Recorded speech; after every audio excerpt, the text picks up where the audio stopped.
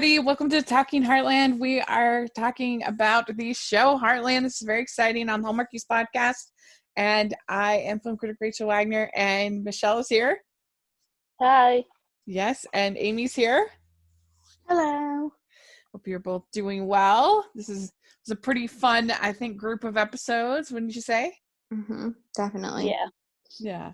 Today we are talking about season 2, episodes 10, 11, and 12.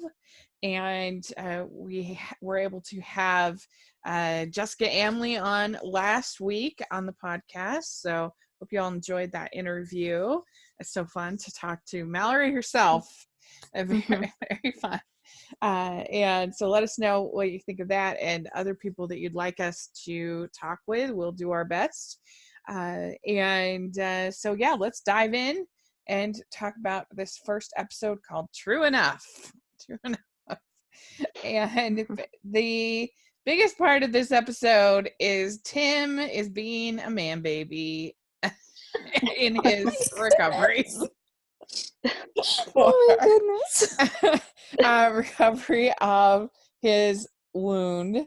And Callie comes over and realizes that he hasn't told anybody in the family about her or their relationship. And so that's kind of the biggest thrust of this episode. What did you think overall, Michelle? I really appreciated the fake out at the beginning where Amy's going through the graveyard and you're like, oh God, Tim. Yeah. we know he's fine. I loved all of the kind of setup of that. But yeah, overall, a good episode. I really liked a lot of the Amy Lou things as well. What did you think, Amy? Yeah, I agree with Michelle. I really like this one. And I think, too, what was funny, when this originally aired, that last episode was like the end before the mid-season break. So this was the first episode back after like 1 or 2 months of not seeing anything. Like no one knew if Tim was going to survive or when this originally aired. So like I just think of that and I go, and then yeah, like you said, that first scene of her walking with the graveyard there, I was like, oh my goodness, like if you were watching this show for the very first time, especially when it first aired and there had been 2 months with no episodes, you would have been like, oh no, he died. Out. Yeah, that's true. And then they have all the hot dishes, which to me made me laugh because I mean that is such a thing. Is I mean whenever you lose anybody, there's always a million hot dishes for different neighbors and everything like that, and you're like, and this is different. But when my mom had my little brother, this is when I was 16, and we were in Maryland, and I guess the thing in Maryland, or at least in our neighborhood, when you had a baby was to bring a cake. Oh. Yeah, and we had so many cakes, and to the point where we were becoming kind of snobby about cake. You know, it was like, oh, this one has the store-bought icing. It's far inferior.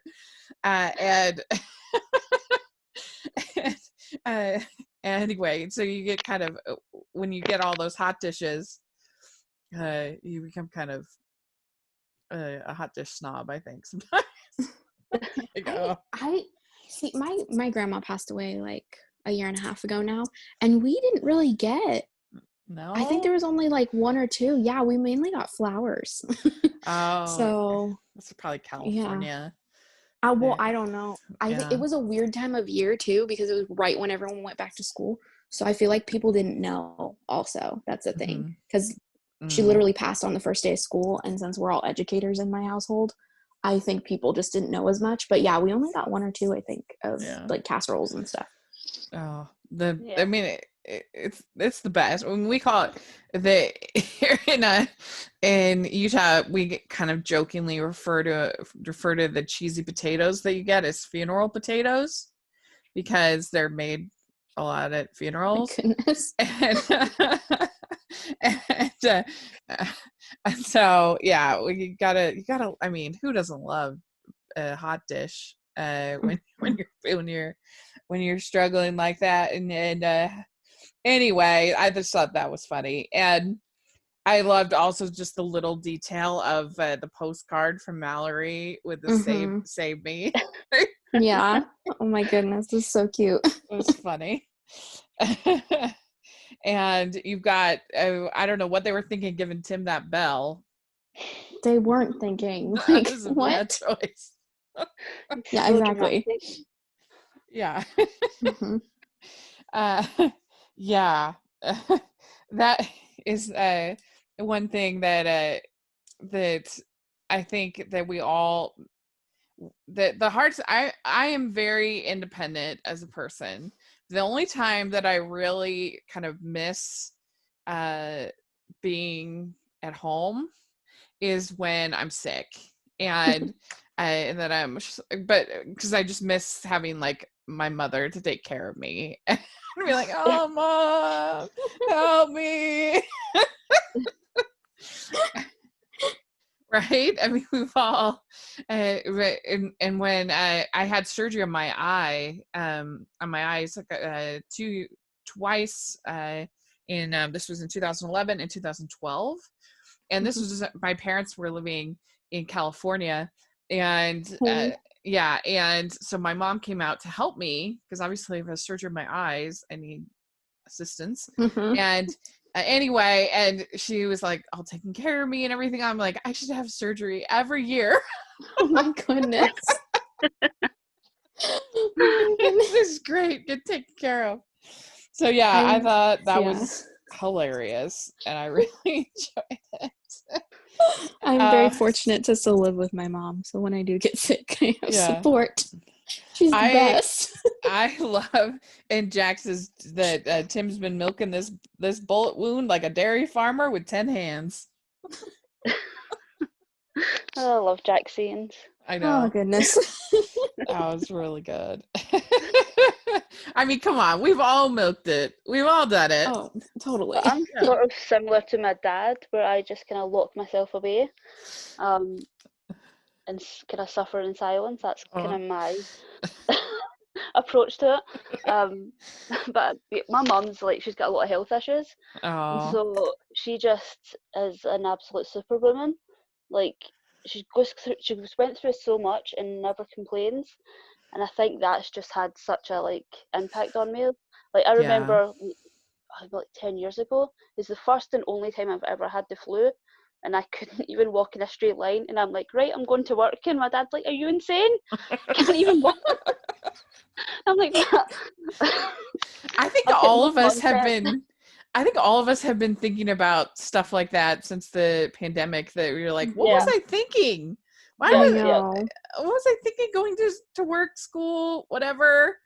You know, I think about only I have podcasted so many times with like a really high fever and people never knew.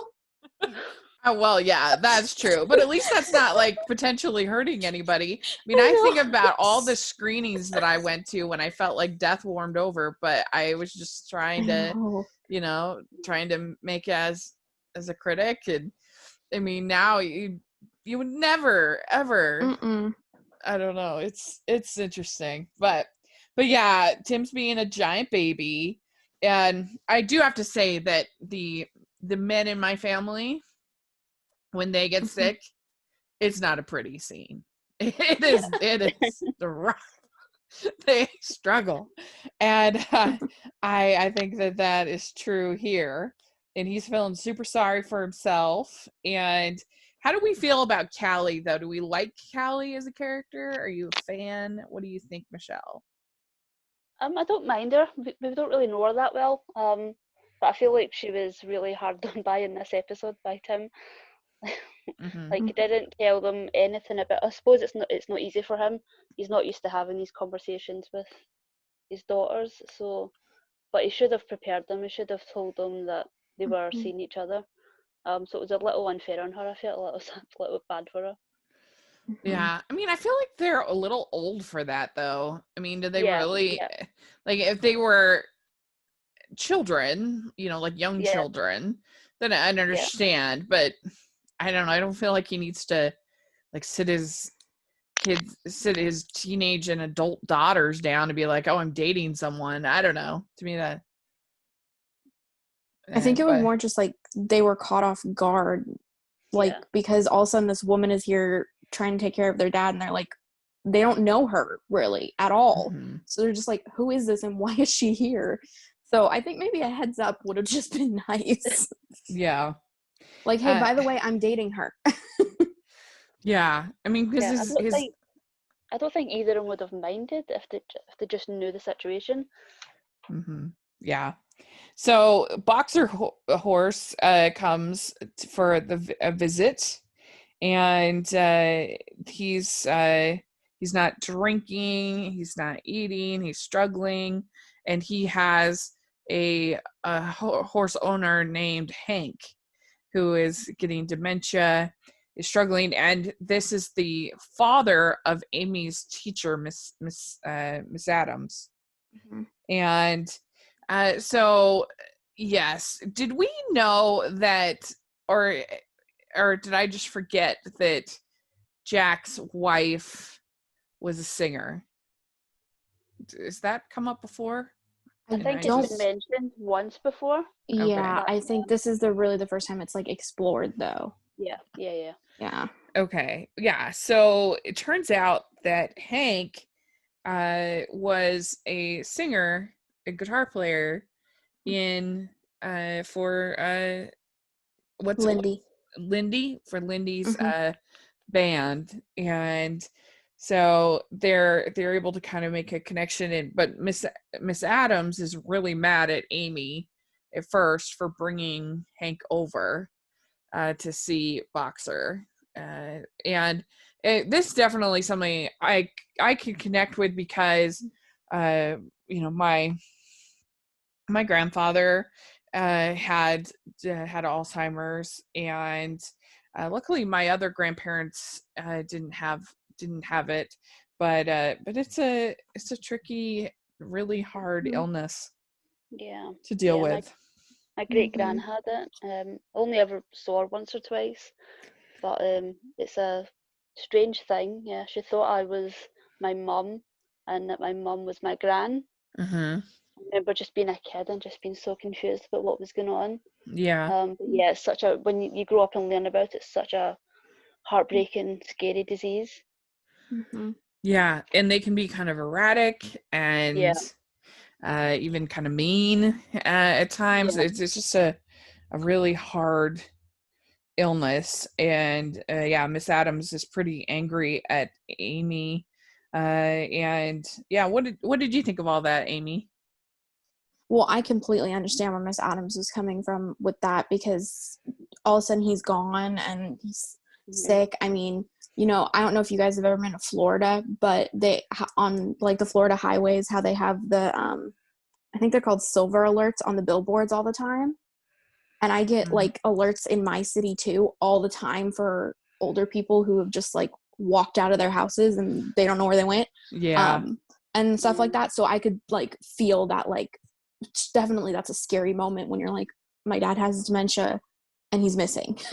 Like, that's a scary moment for anybody. Yeah. So that happened with my grandpa who had Alzheimer's, where he wandered off and we found him in like the backyard of a neighbor, just like totally confused.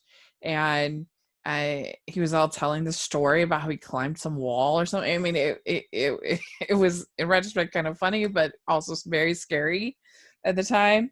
And so yeah, it's a tough situation, but yeah, then you have Kit and Ty getting pretty tight here.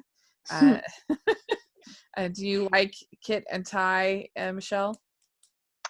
Yeah, I really love Kit. Like I said in the previous episode, I feel bad for her that she's kind of got stuck in the middle of the love, I don't know, love square at this point. But yeah, I really like Kit. I don't know if it's just Tatiana Maslany that I like or Kit that I like, but yeah, they're really cute together. Yeah, do you agree, Amy? I mean, they're cute together. I don't really like Kit as Ty's girlfriend. I like Kit, the character, and I wish Kit more was the character of being Amy's friend than being Ty's girlfriend. But that would be like, so, but I mean, you got to get some yeah. conflict, but I get that. So Lou makes Mark, Constable Mark, a mixed CD, and that brought me back. I love making mixed CDs. A playlist just isn't the same. Yeah. Yep. It was the best. I miss that. I miss making mixed I think CDs. I've still got like a pile of them. I used to make mix CDs of all my favorite like TV shows. And I suppose like, okay, you can do that on Spotify now, but it's just not the same. No, it's not the same. It's not the same. I loved that, but it's sad because she sees him making out with another woman, and he's all like, "Hey, well, we weren't really serious or whatever." Oh, that was lame. Yeah. Mm-hmm. So Mark is lame. We don't like Mark. Mm-hmm. But Tim and Mark get into a fight at a point, and they lose Boxer, but then Amy finds him out with all the cows, and so that was good. Because he was a dairy horse, and he likes those cows. Yeah. Yeah. Amy's feeling a lot of guilt about Tim's injury. Feels like everybody who gets close to her ends up injured or dead, which is dramatic, but I mean, she's 16 though, and like she was in the car when her mom passed, and like she's definitely got some trauma left over from that, and especially with her dad not being in her life for all that long. Yeah. So far, like it's been like maybe a year, like definitely having that fear of like, is he going to leave again? I think is also kind of playing out in this as well. Plus, I don't feel like she has really been able to process even her mom's passing yet. Not that you ever are like really truly finished with something like that, but it seems like she was just back working so soon from when it happened. I mean, something like that would be just life altering. So it's probably also sort of part of that coming up, as well as what happened with her dad. And so then Amy and Caleb are fighting in the barn, and Caleb says, "When I love a girl, I go down fighting for her." And then they have a kiss at the end of this episode. So that was pretty fun. Oh, Caleb. Okay. It would be helpful if we knew what girl he actually liked. It changes every episode. I know. Oh gosh, I gotta say, throughout the series, Caleb goes through the ringer with girls. All right. Well, this next episode is called Starstruck.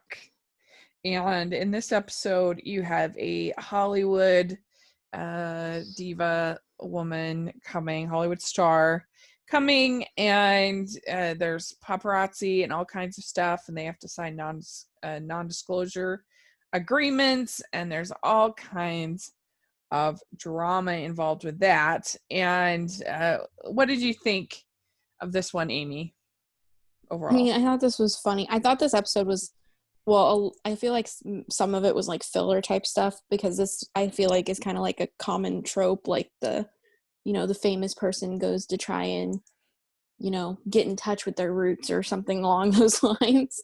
Yeah. But I think it was pretty funny. I mean, Mallory was hilarious about the whole thing, and it was a funny episode. Yeah.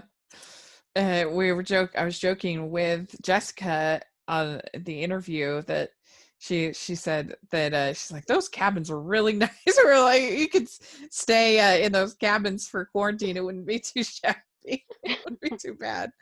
That was hilarious when they walk in and Mallory is there. She's like, don't worry, nobody has slept in this bed. I can personally guarantee it. And there she is. I thought that was really funny. Mm-hmm. That's so funny. What did you think, Michelle, about this one? Have either of you seen the Hallmark movie Love in Paradise? The one with Luke Perry? This just reminded me of that. I was like, is that, I'm sure I've seen this before. I was like, oh no, it's that Hallmark movie I saw. Mm-hmm. Yeah. He's like the TV cowboy that goes to a dude ranch. Yeah. It just reminded me, I was so distracted. Or Rocky Mountain Christmas is basically the same too. Yeah. Same plot. I really thought that she was irritating. I know she's supposed to be irritating, but woo, it's like over the top irritating. Succeeded in being incredibly irritating. And so far, I mean, not that they're going to show their divishness around me, but I have to say I've interviewed a lot of actresses. I have yet to meet anybody who everybody's been pretty grounded and normal so far. We'll see. But yeah, this hopefully lady, Hallmark attracts the normal people. I know. This lady was a lot. She was Mindy Fanshawe was really I don't know, especially her getting kind of involved between Ty and Caleb and all that was just she was having a ball though. She was just playing them all off each other and causing drama for no reason. Oh my gosh. And and so Mallory's there in the cabin. Jake has helped her to escape from the school, and so that was really good. And, love Jake so much. Yeah, he's the best. Yeah, it was really good. And you have Ty and Caleb both being kind of swoony over Mindy. And I don't want to be mean to this actress, but I did feel like that she's not like, she wasn't like supermodel enough for that kind of, you know what I mean? For that kind of swooning. I mean, Hudson's a small town though, Rachel.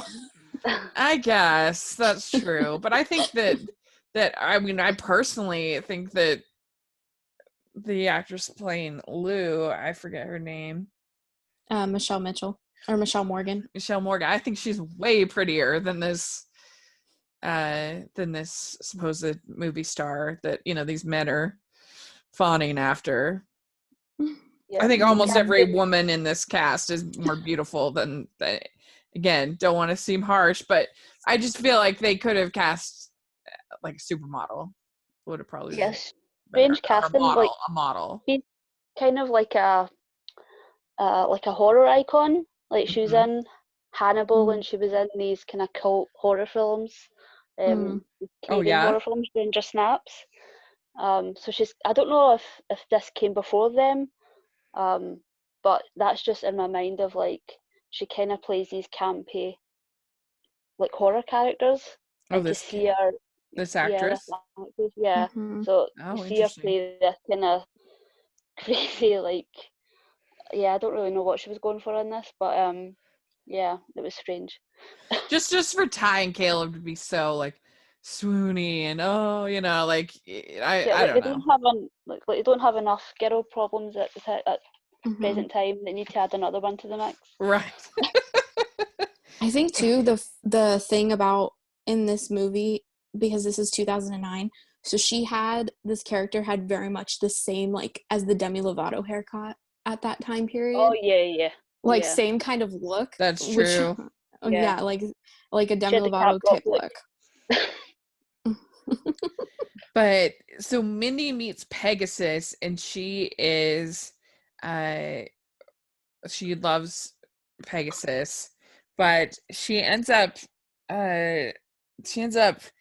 taking Pegasus out, even though she's not supposed to, and Pegasus has stiff bones and bruises as a result, and that is frustrating. Definitely. Yeah. Plus, she puts in a review while she's still there that it's a 1-star roach motel on the so she's the worst. She is the worst. But then you also have Soraya, who is mad at Amy for not telling her about Mindy, which I think is stupid. I mean, come on.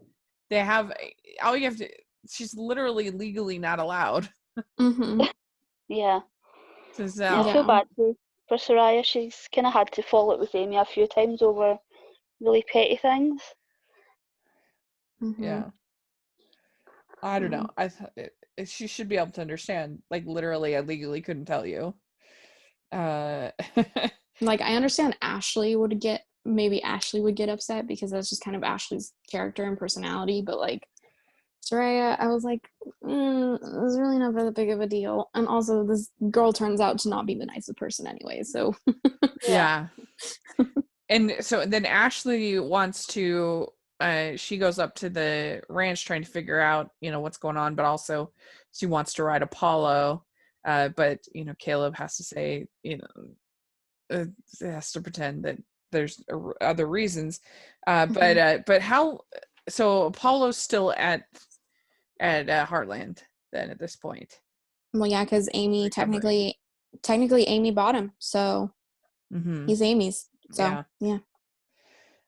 So then there's all kinds of drama between Ty and Mindy and Caleb and this whole thing. And then you have Lou finally getting frustrated and kicks her out, says, "You're gone." And the agent calls at the end and she says, "Oh, sorry, we're booked." Which is good. And then Jack talks to Jake. He says, if it isn't the Lone Ranger. It's good. And Mindy gives Amy the fancy belt. And then Amy gives it to Soraya. So that was basically the episode. Yeah, it was a little bit filler. But, yeah. So, all right. Then the last episode is called Divorce Horse. And this is a horse with a curse comes. Oh my gosh. This episode foreshadows so much for the rest of the series. Ooh. Oh goodness. Anyways. And the thing is, like, I can't tell you what it's foreshadowing until we get to like season 9. Oh my gosh. They were planning. They were doing what Star Wars failed to do. Actually make a plan.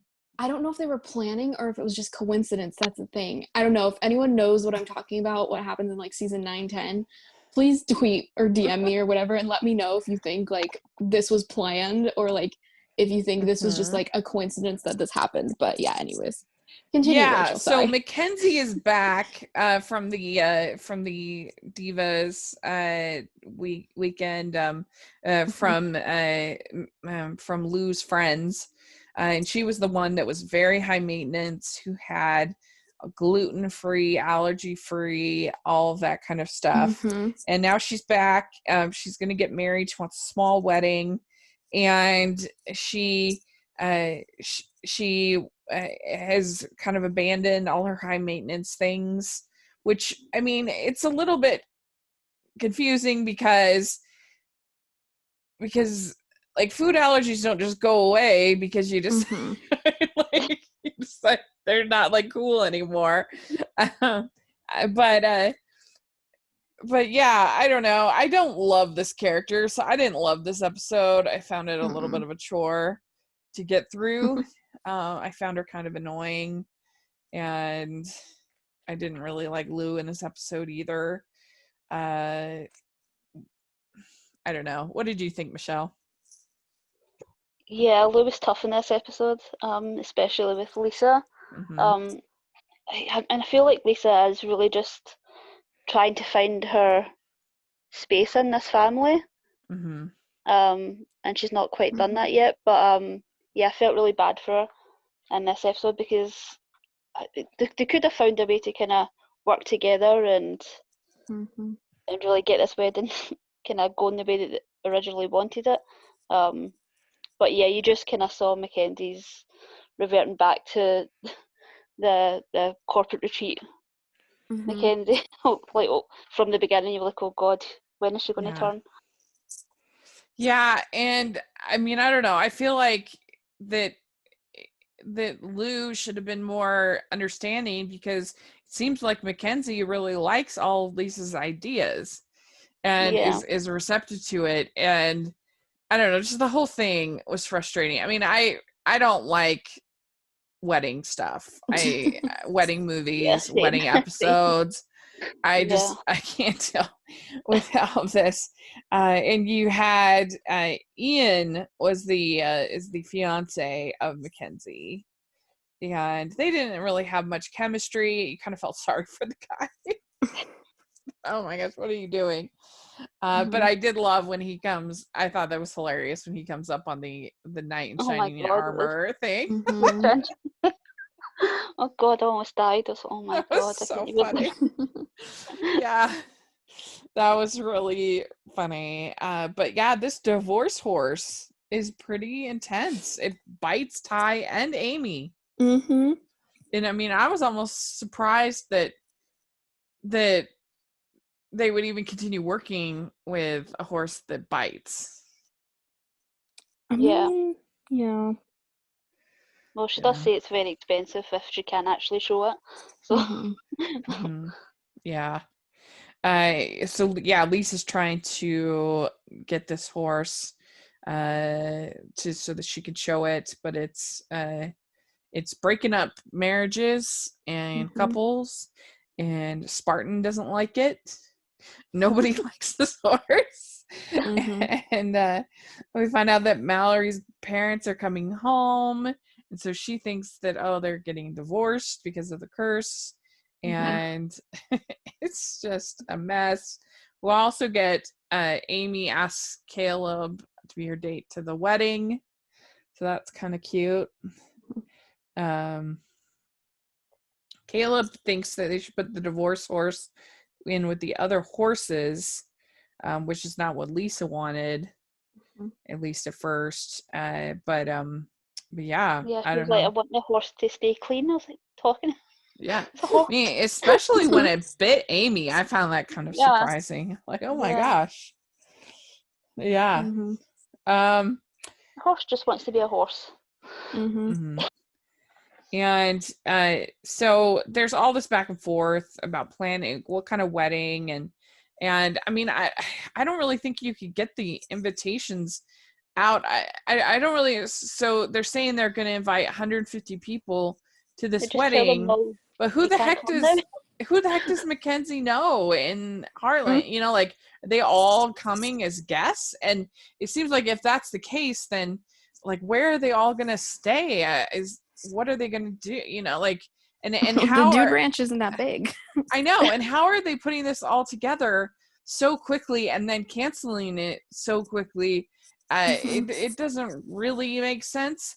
I mean, this is a matter of days that she's going from all these supposed RSVPs, from nothing to RSVPs to canceling. You know, something that should have taken literally years. People plan these kind of events sometimes, and so it didn't really make sense. And we don't really see the mum that's kind of orchestrating all of this as well. Like, he doesn't make an appearance, so it's like, okay, it doesn't really hold up when you think about it. Well, and Lisa is trying to kind of be a middle ground between the mom and Mackenzie, and trying to get something that they'll both like. But then Lou is mad at her for doing that, but Mackenzie seems to like it. So the whole thing is really confusing. Yeah. And so Lou just unleashes on Lisa about how did she get involved, and you know, why did she mess up with her business and her life. And she's also mad because Lisa tried to be kind of a matchmaker with this online friend. And so yeah, I don't know. do you have any defense of Lou in this, or what do you think, Michelle? Yeah, Lou was tough in this episode. And yeah, this kind of hints at what's to come, especially with our online friend. So yeah, can't really say too much. Peter is the name. So yeah. Very interesting. And so yeah, I did love that Mallory is looking at the how to remove a curse in 3 easy steps. That made me laugh. Solve a problem the quickest way. Yeah. I'm like, wow, I mean, they have a very robust library. They're in Heartland. That made me laugh. And so she thinks that she got rid of the curse because of her things she did. And who knows, maybe she did. Not sure if she did successfully, though. Just because of what this episode foreshadows in, quite a few seasons. Not sure if she did get rid of that curse, but anyways. Yeah. And Lou says, I am not going to apologize to Lisa. Lisa needs to apologize to me. So she's being kind of a brat, and Jack knows it. And Jack's frustrated. Jack says, I've never been so disappointed in you in all my life. So, and Amy goes to visit Caleb, and Ashley is there. Ashley's car is there. So lots going on there. And Caleb, how old is Caleb supposed to be? I think at this point he's like 20 or 21. So and then how old is Ty? 18. So both of them are technically dating a minor. Yeah. But anyway, this one was just for me, wasn't my favorite. But there we go. That is the 3 episodes.